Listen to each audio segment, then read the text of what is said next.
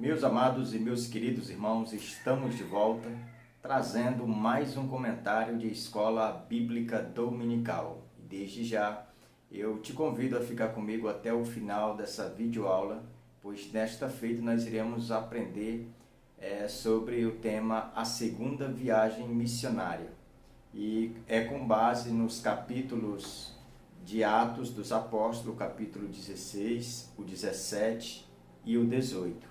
E nesta lição de hoje, nós iremos aprender a obedecer à direção do Espírito Santo.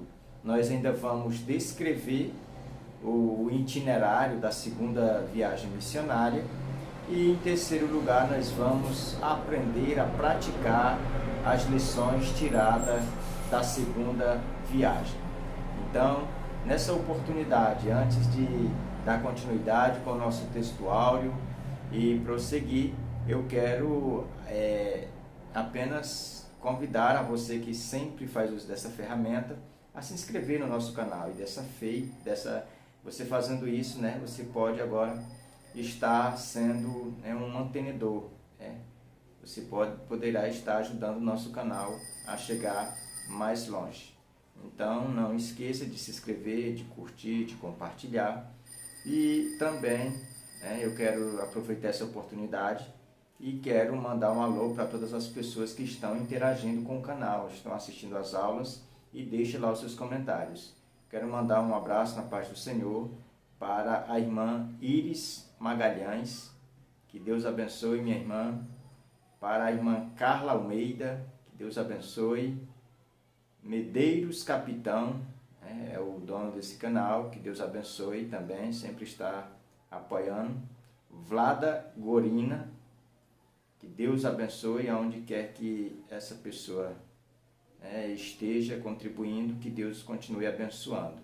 Cristiane Leal, um forte abraço na paz do Senhor. Assembleia de Deus Moriá, também é contribuinte aqui do canal. Vanderlei Oliveira, o irmão que sempre está interagindo com o canal aí de uma forma direta e constante. Luiz Felipe, Deus abençoe meu irmão, continue com a gente. Ítala de Paula também sempre está contribuindo aqui com as nossas videoaulas. Um alô também na paz do Senhor para o irmão da Escola Dominical, professor, que ele também tem um canal onde ele também ministra aula, mas ele também sempre assiste às nossas aulas, sempre está contribuindo, e que Deus continue abençoando a vida também do nosso querido professor. E queremos também mandar um abraço para o irmão Jarderson Tavares, que também sempre contribui aqui de uma forma direta ao nosso canal Eu Vou para EBD. Então vamos agora para a nossa introdução, para o nosso textuário, perdão. O tema já foi falado a princípio, que é a segunda viagem missionária. O textuário diz: assim, as igrejas eram fortalecidas na fé e dia a dia aumentavam em números. Atos 16 e o versículo 5.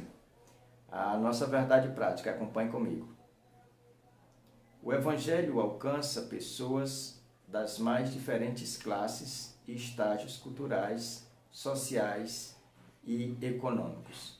Então, a nossa verdade prática, ela nos informa que o Evangelho, ele alcança, ele chega a pessoas de culturas diferentes, classes sociais diferentes, pessoas que, na verdade, elas vivem separadamente, às vezes pela classe econômica, pela classe social, às vezes pela barreira cultural, mas o Evangelho, quando ele chega, ele quebra tudo isso. Ele passa por cima de todas estas coisas e liberta as vidas. Por isso que a mensagem do Evangelho é considerado as boas novas de salvação, porque ela entra na vida das pessoas assim para libertar. O interessante é que nessa lição a gente vai aprender acerca dessa segunda viagem missionária, a gente vai aprender que o Evangelho, por onde essa comitiva, essa segunda viagem ia passando, ia deixando um rastro, uma derrubada muito grande, né, de trevas, né, de coisas que atrapalhavam as pessoas de chegar a Deus. Então nós precisamos, né, a cada dia estarmos mais empenhados nesse objetivo de sempre estar levando à frente o Evangelho. Então, meus irmãos, nosso esboço dessa lição, nós vamos falar sobre 3 pontos. O primeiro, novo tempo. O segundo, novos desafios. E o terceiro, novas lições. Então, esse é todo o esboço que nós iremos, né, nesta oportunidade, trazer e tecer um comentário. Vamos passar para a nossa introdução, que diz assim: a segunda viagem missionária começa em Atos 15:36 e vai até capítulo 18, versículo 22. Agora 2 duplas são formadas, embora o foco de Lucas se volte apenas para Paulo e Silas. A fé dos cristãos é confirmada e novos campos são abertos. Primeiro ponto, como a gente já informou aqui, vamos falar sobre um novo tempo. E esse tema, ele é um tema que a gente olhando assim por cima, né, com a visão panorâmica, a gente não tem muitos detalhes, né, acerca desse novo tempo. Mas se você parar um pouquinho para meditar, né, aqui no pano de fundo desse comentário, dessa revista, você vai perceber que é um novo tempo para a comitiva de Paulo, porque vai mudar todos os integrantes dessa comitiva. Você vai perceber que é um novo tempo também na questão geográfica, porque Paulo ele vai além do que ele foi na primeira viagem missionária. Agora, nessa segunda viagem missionária, ele vai em lugares que ele a primeira não tinha alcançado, né? Então, a gente percebe que é um novo tempo. A introdução do ponto diz: Deus dirige Paulo através de negativas, deixando claro que nem sempre aquilo que queremos está de acordo com a sua vontade. Não é o plano de Paulo que prevalece, mas a vontade de Deus. Ele é o Senhor, não nós.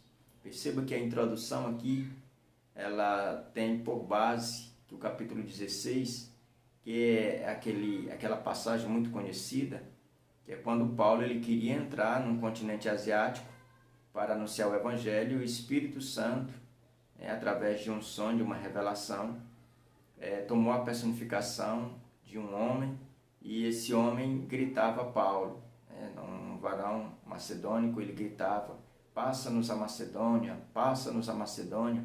Então a gente percebe que a vontade de Paulo era ir para a Ásia, a vontade do Espírito era entrar na Europa. E Paulo, quando amanhece o dia, informa a sua comitiva que teve essa revelação do Espírito Santo. E como eles eram obedientes à voz do Espírito Santo, então eles entram na Europa, instituindo ali a primeira igreja da Europa, que era a igreja de Filipenses. Então a gente percebe que a obra não era dirigida por Paulo, era o Espírito Santo que conduzia, era o Espírito Santo que estava no controle dessas obras. O primeiro tópico diz novos obreiros. Nesse tópico, irmãos, nós vamos ver que toda a equipe de Paulo ela foi renovada, né? Na lição passada a gente aprendeu que foi renovada, né, apenas o nome, né? Paulo trocou de nome, houve a transição de nome do seu nome hebraico, que era Saulo, para o seu nome grego, que era Paulo. E depois houve a transição, né, a mudança de liderança, onde Barnabé passa a liderança, né, da comitiva para Paulo. Aqui, nessa segunda, Paulo ele já recebe um reforço de novos obreiros, né? E aqui a gente vai ver que a gente conhece alguns deles, né, porque a gente já estudou, né, todo o livro, né, não é novidade para nós. E o interessante é que essa comitiva de Paulo aqui da segunda viagem missionária, os novos obreiros que iam se agregando a essa comitiva, ela foi uma comitiva valorosa, né, de pessoas que se empenharam, deram o máximo de si para ajudar a Paulo nessa viagem missionária.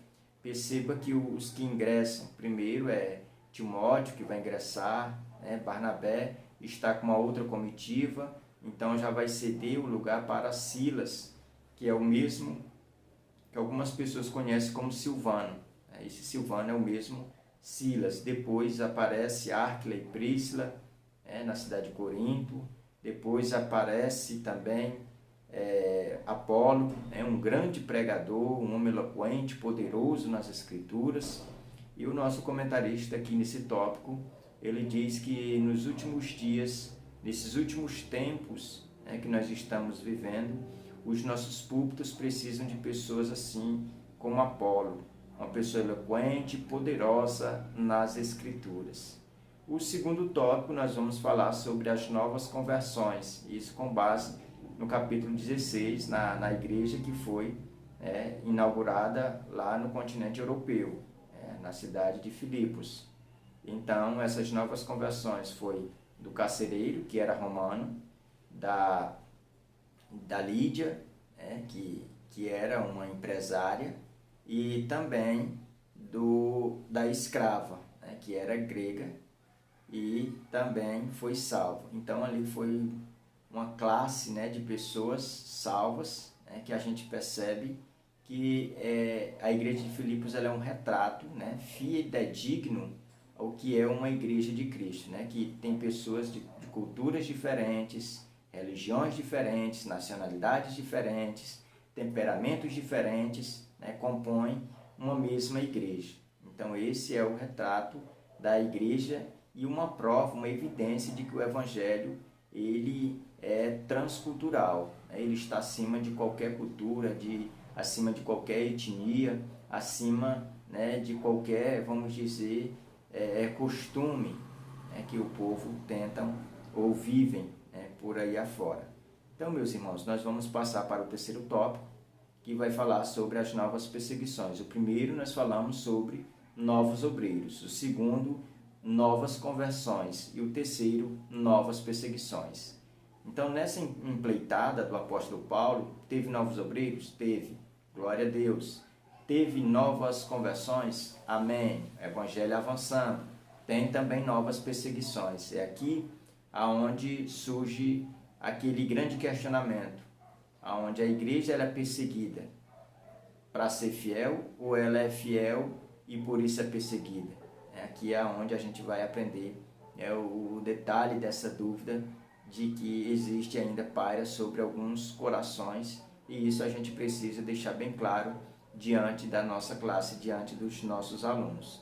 Então as perseguições elas aumentam, isso com base ainda no capítulo 16, onde o apóstolo Paulo e Silas eles são presos por expulsar um demônio, por libertar uma vida, e a gente entende que o crime que eles cometeram foi trazer libertação, foi trazer Jesus, trazer luz diante das trevas. Então eles são punidos, são colocados em um cárcere, ali amarrados os pés e as mãos, e eles ficam ali com as costas retalhadas, de chicoteadas, mas o interessante é que isso era uma perseguição por causa do Evangelho. Então, para eles, não tinha nada de tristeza, não tinha nada de luto. Pelo contrário, eles se regozijavam por estar vivendo aquilo, por estar passando por aqueles momentos de tribulação, porque eles sabem que a tribulação ela produz um peso eterno de glória. E é isso que não pode sair do nosso meio, do nosso coração, da nossa vida, que as tribulações para o crente, ela é um ponto positivo. Ela tem que ser vista como um ponto positivo.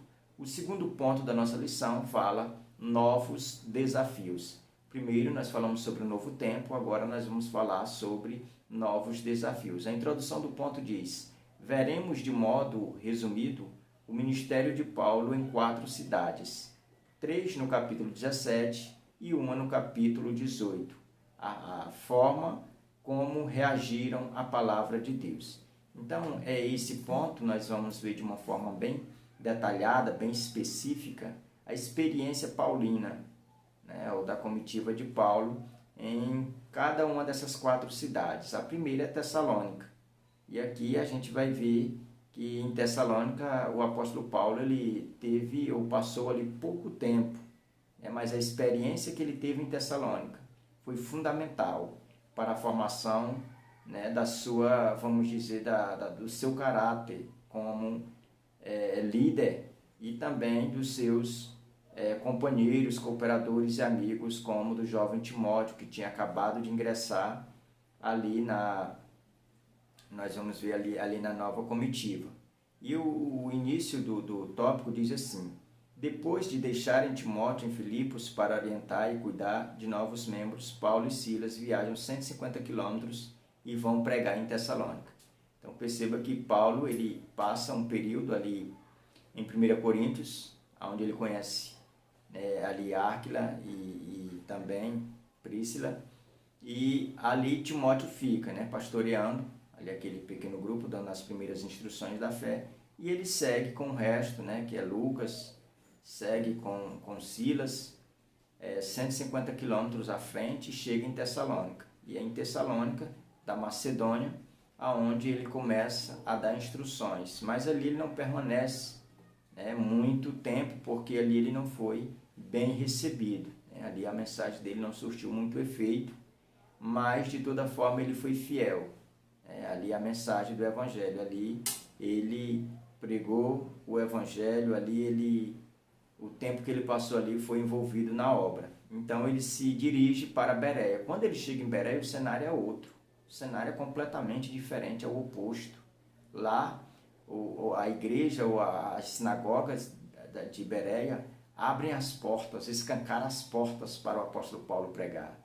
E lá eles ouvem a mensagem e eles vão filtrando cada palavra que sai da boca do apóstolo Paulo para ver se passava pelo crivo da palavra. E tudo eles estavam aceitando, porque eles viam que tinha fundamento, que a mensagem era verdadeira, que o pregador era autêntico.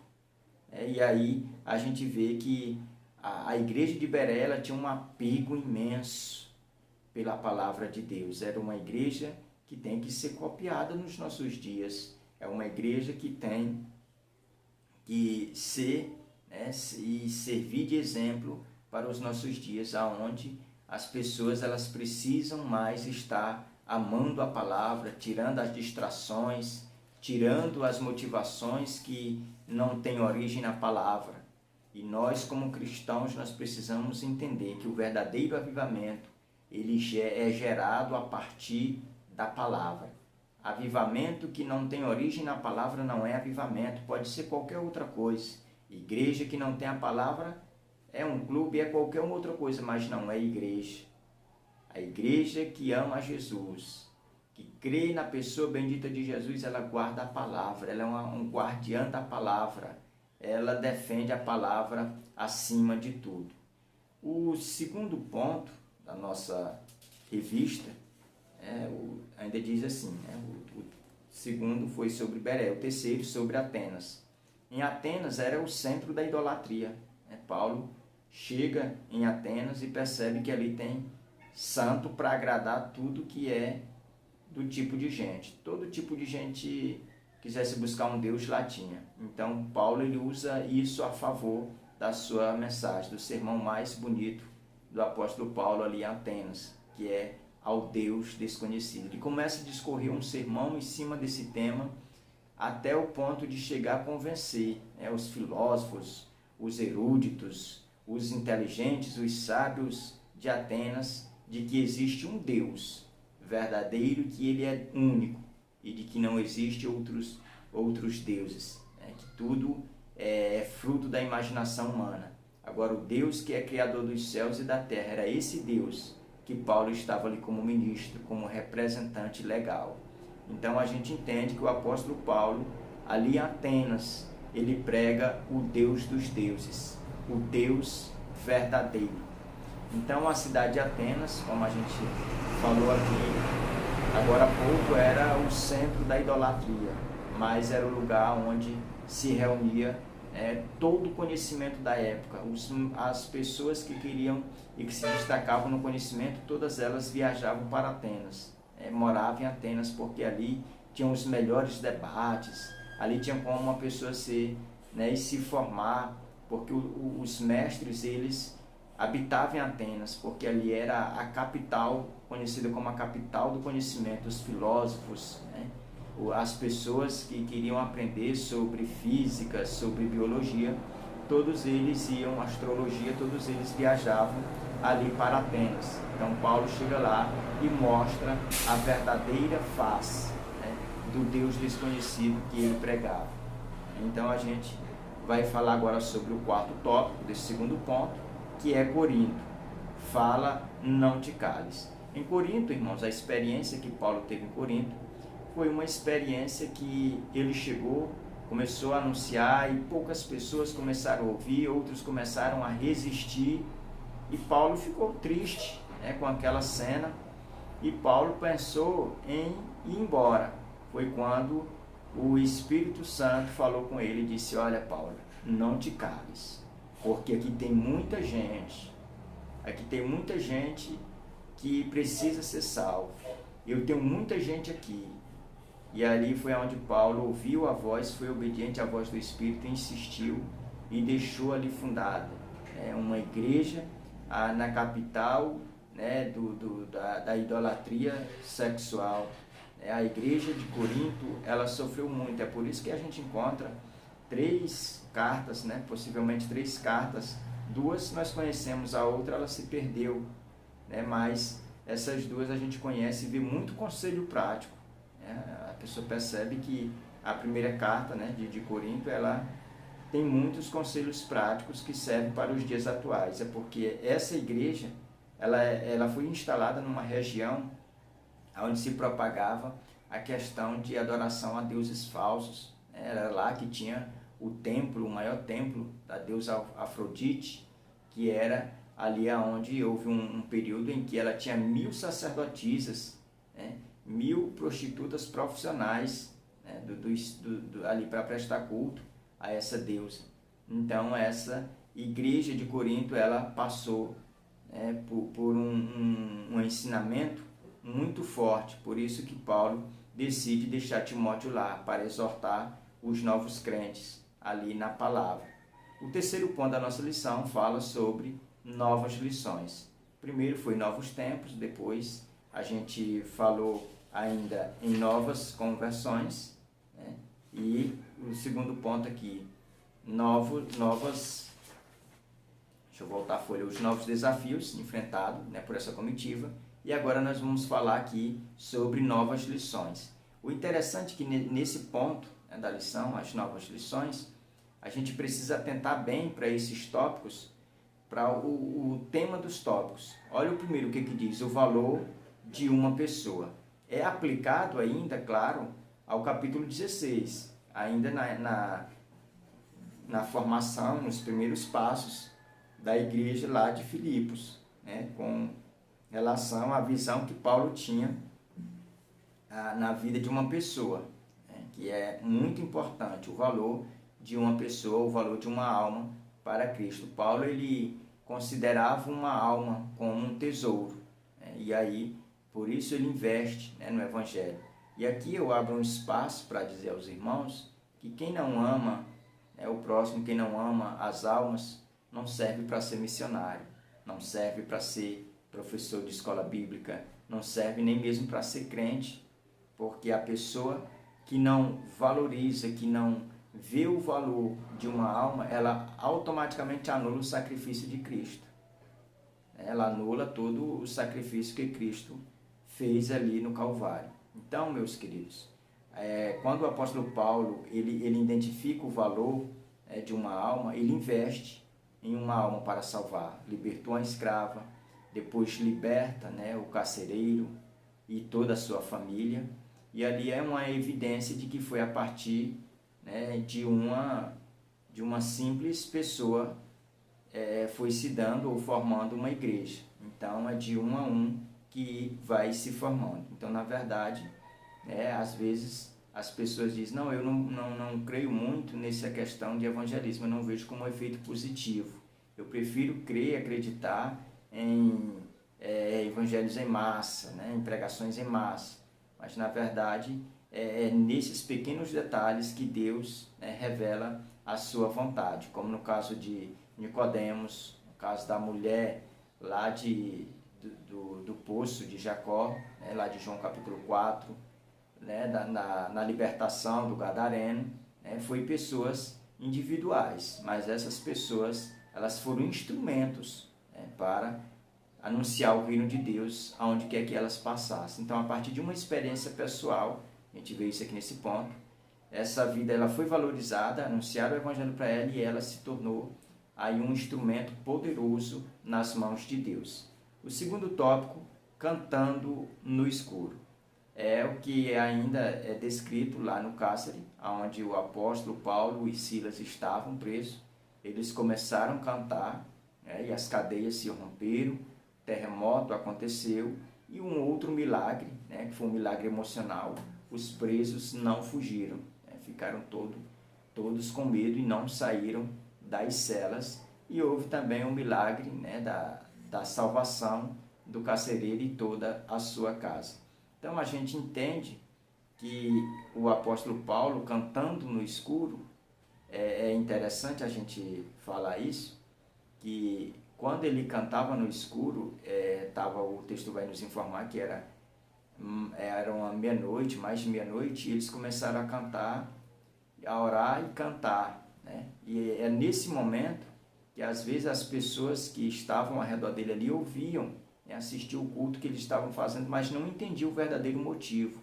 Olhavam e achavam que eles estavam apenas cantando no escuro, mas na verdade, diante deles, eles estavam consolados. Eles não queriam saber se tinha, né, uma escuridão física ali perto deles, eles queriam saber que estava adorando o Pai das luzes. Então, um crente, ele não se sente, num calabouço, ele não se sente privado de adorar. Ele adora em qualquer lugar. O último tópico, né, diz consolidação da obra. Aqui, nesse último tópico, nós vamos aprender, né, o desfecho dessa segunda viagem missionária, e é onde a gente vai ter, né, vamos dizer, uma visão panorâmica de como foi bem sucedida essa segunda viagem do apóstolo Paulo. Mas tudo isso porque eles foram com o objetivo, né, de levar a palavra. Não obstante eles passar por problemas, por tribulações, né, pelas dificuldades, os levantes que tinha da resistência do mal, mas eles não mediram os esforços, eles continuaram prosseguindo para levar a palavra.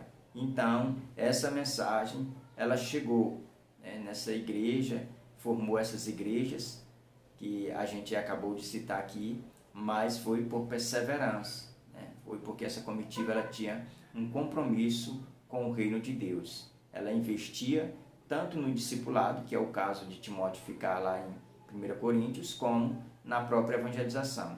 Então, uma igreja, para ser bem sucedida, ela precisa estar em equilíbrio com essas duas coisas. Ela não pode só investir em evangelização e não investir em discipulado, ou uma investir só em discipulado e não em evangelização. Ela precisa ter esse equilíbrio.